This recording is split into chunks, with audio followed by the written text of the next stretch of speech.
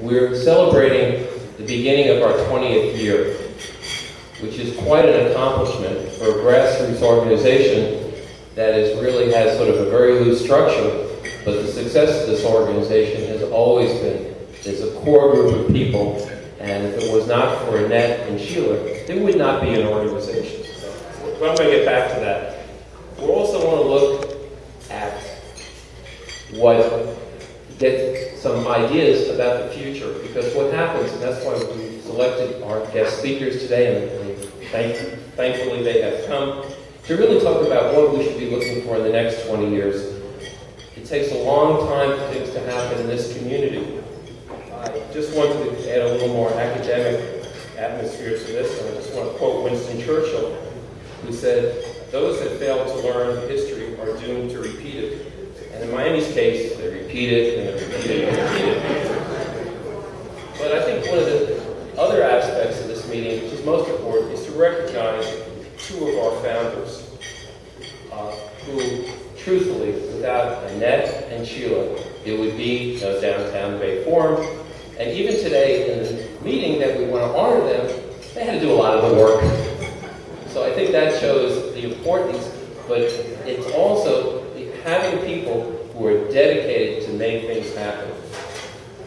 Just want to give you a real quick historical background to this organization. It began 20 years ago when Annette Eisenberg, Maury Eisenberg, and Gene Whipple, who was the PR expert and worked for the Downtown Development Authority at that time, met, and they determined that there was a need for an organization, a forum, for open discussion about issues downtown. We have, as we have the Greater Miami Chamber of Commerce, there are other groups.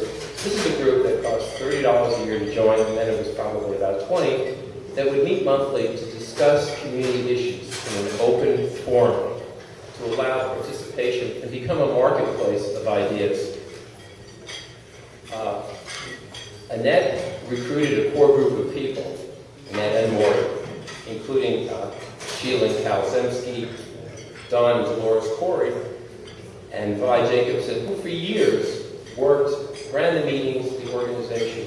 And this is purely voluntary. This is not a structured organization. We have a board meeting every month. I realize anyone who shows up is a member of the board. So there's the flexibility. But I think the whole intent of this organization was an open forum for new ideas.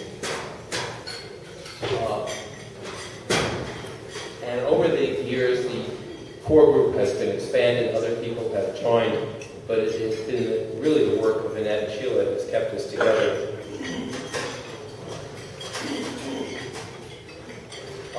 Over the last 20 years, we made an estimate, we've had about 150 meetings because it's a voluntary organization. The records aren't exactly very precise.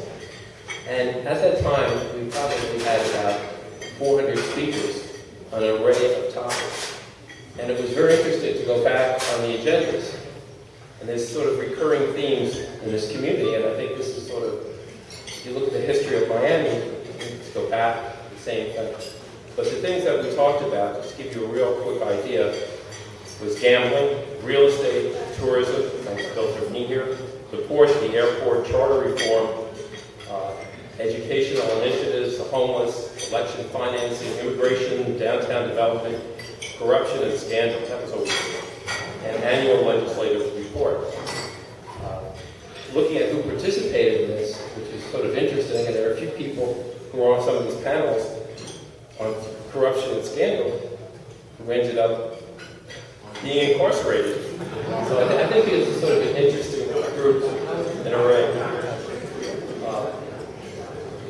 And I think as a bonus, Downtown Bay Forum, which is not a charity organization raising money for charity, has contributed over $65,000 to local charities. And that's a result of membership dues, of slight overcharge of what the cost of the meal is, and what profit that can be made. But there are no operating expenses to this organization. Whatever goes in basically comes out.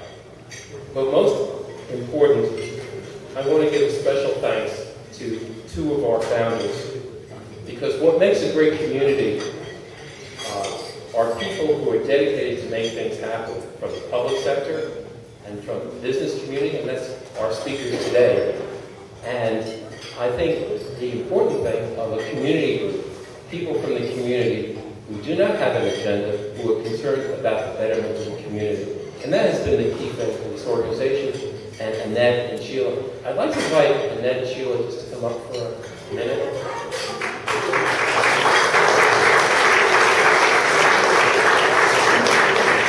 Yeah, as they come up, they won't take too much time, but I'll talk about you. I know Annette for 40 years. When I first came to Miami the first week, they sent me to this area called Edison Park. The Edison Park Neighborhood Development Program office. And the planner I worked with, Jack Pluff, told me, said, you got to meet this lady who's in charge of this organization. And I had truthfully had never been to a community meeting before. Going through school, we never bothered to learn about the really grassroots of how you change things in the community. Well, after listening to Annette, and Annette educating Police Chief Garmar at that time, I realized the importance of community groups and how to do it. And I think this is over the last, and Annette's been involved for over 50 years in this community, making things happen. She has no self-interest, and that's what's the difference. It's an agenda for this community. Annette can be, I hate to say Annette, a pain in the ass at times, as we all know. But that's a very positive thing. And I remember when I worked for Mayor Suarez, he said to me, you're a pain in the ass. And I felt, I finally arrived.